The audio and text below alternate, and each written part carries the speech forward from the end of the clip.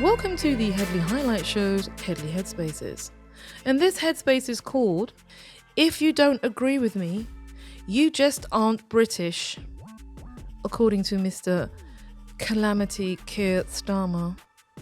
So before I jump into my headspace, I understand my preambles are too long, so this is going to be exceptionally quick.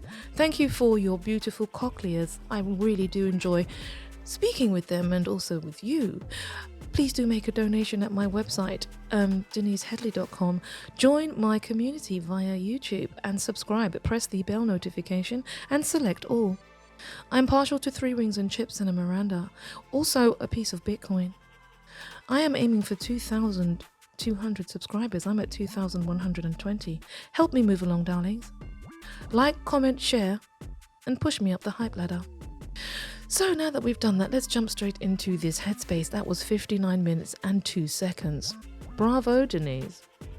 So let me just get back to the title. If you don't agree with me, you are un-British, according to Calamity Kier Starmer. On the 4th of October, which was earlier in the week, the students around the country mobilised and organised a march. The establishment, which basically is Zinified, decided that it was inappropriate and used every anal communicator, YouTuber, legacy and corporate media platform to tell them so.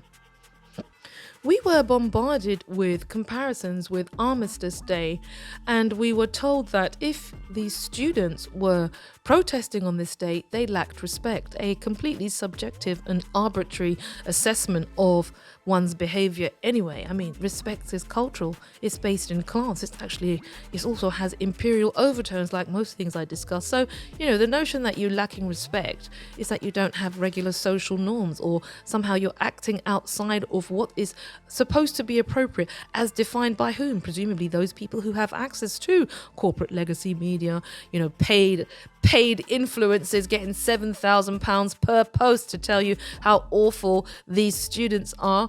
I wonder who's funding them. And essentially it just went on and on and on. And then you had Calamity Kier add his usual bungling, stiff, he's like a rod, He's just stiff, like a 4x2 piece of wood. He walks onto the podium with his Johnny Bravo Dragon Ball Z hair, and then decides to tell people, oh, do you know what?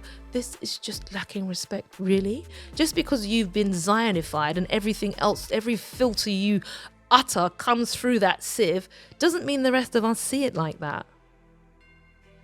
I had the misfortune to stumble among one of the legacy media commentators in the evening, and he was so promotional of the idea that these individuals just didn't understand, and they lacked respect, and they didn't have concern for those individuals, and they should not march on that day. And I thought to myself, is there going to be a cessation of violence on that day in terms of the number of young people who are being, G-side in the Gaza Strip in Gaza? Is there going to be a cessation on that day? I mean, is there going to be, are our arms not going to flow? Are our country not going to give intelligence so you can better aim these bombs that you're dropping on children, young people, mothers and families, destroying churches, hospitals, schools, infrastructure? Was there a cessation on that day? I mean, was there? Is that silence that I'm hearing? I thought not. So there was no cessation. So why then isn't that being held to the higher standard? And then what happened was, because there were terrorist attacks and 2 individuals from the community that we're talking about it was a terrorist attack. They were killed in a terrorist attack. And the individual was summarily shot, open and shut cases. I thought, a little bit too convenient that he was just woofed out straight away. No questions asked there, but, then we're left with the circumstance. But that aside, the point is, we were aware of that, and everybody rightly condemned that behavior. What right-thinking person wouldn't? But that's not justification and rationale for saying, well, because of this day and because of the impact on this community, almost acclimatizing, what happened on the 4th of October to what happened in terms of, what they said, Remembrance Sunday. That's a false equivalent, people. Okay? Sorry, that's a false equivalent. So you can't put that and that together and say, well, this is how we treat this. That was a world war, a completely different set of circumstances to what happened here. So can you please not try and make that comparison with that particular issue? But yet, we had those comparisons and the students were being lambasted. And I thought to myself, this is ridiculous. And this is the problem.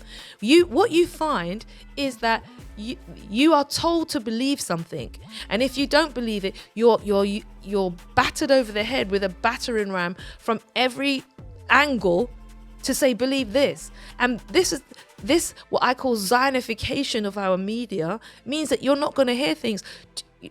The TikTok new purchase is going to be taken over effectively by a consortium led by Larry Ellison, who is one of the largest contributors to the IDF. So therefore, they are fully aware, like in the words that I said of Megyn Kelly, everyone under 30, she says, hates the country with the white flag and the blue star, because I'm trying to say this stuff so I don't get algorithmically choked. That's the whole point. You now are censoring yourself. And this is the point. You are being told to censor yourself. Our government said, oh yes, you know what? I'm sorry, you don't need to protest because you need to respect this day. You need to conduct yourself like this. And then the students didn't. And then what happened? They were dehumanized, they were debased, they were told that they were terrible, and they were seen as, they were seen as some kind of Mariah. They were told they were un-British, and that was as well. That was feeding into this constant ethno nationalism. Oh my God, this thing keeps pinging, man. Cha. Yes, I've done my lashes. Let me laugh because this evening I haven't had a lot of laughs. Yes, I've done my lashes today, yeah? That's what the text just said. Yes, I have done my lashes today. But yes, so essentially it feeds into this conversation because Labour realised they're trying to out-Farage Mr. Farage. But you're bringing in digital IDs. No one's going to be listening to you anyway. So you can talk and move towards the right as much as possible and think that's going to garner you some votes, but it's not going to garner you any votes. And I'm telling you, Labour's going to get slaughtered in the 2026 local elections. And it won't be by the Conservatives, darling. No, it's going to be by reform. I don't think Calamity Kier, and racial thieves are going to make it to Christmas. And by branding people un-British, we also had Robert Jenrick this week saying that when he went to a place, he couldn't see any white people, because Kemi is also under fire. This is turning into a completely different headspace because they're all trying to take over the Farage space, which is I want to be more ethno-nationalist than anybody else. So this week, Keir Starmer said we're un-British. Kemi wants to come out of the ECHR, but she is facing basically not a backbench revolt. 14 people in her cabinet are already planning for her. Robert Jenrick, like I said, ran down to somewhere in the UK, didn't see anyone that looked like him and declared that it was a foreign country. And no one said it was racist, what he said. But you know who the clear winner this week for me was? Jack Polanski of the Green Party. Did you hear what's happened with the Green Party? They've had something like 90,000 new members join up with them because he's saying he wants to do a wealth tax. They also had their conference and he's saying he wants to bring hope back. And I think his message is appealing.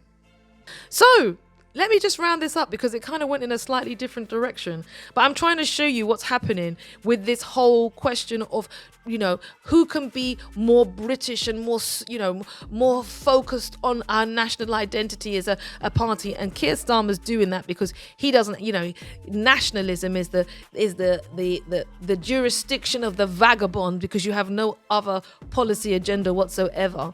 And the Conservatives are trying to do the same. They're now talking about a pact with Reform. Why would Reform want to join you? They're already in the driving seat. So how about no, Kemi? And her days, in my opinion, are numbered.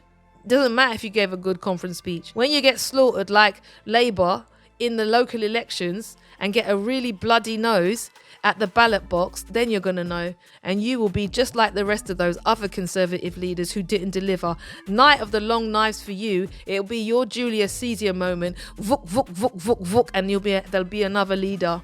Labour don't have the fortitude to be so mercenary and just change their levers like the Conservatives. No, they just try it in a different way. They just call people anti-Semites and then move them out the party and get the legacy media and the inside people in their own party to do it slowly because they don't have the testicular vigour to do it in public.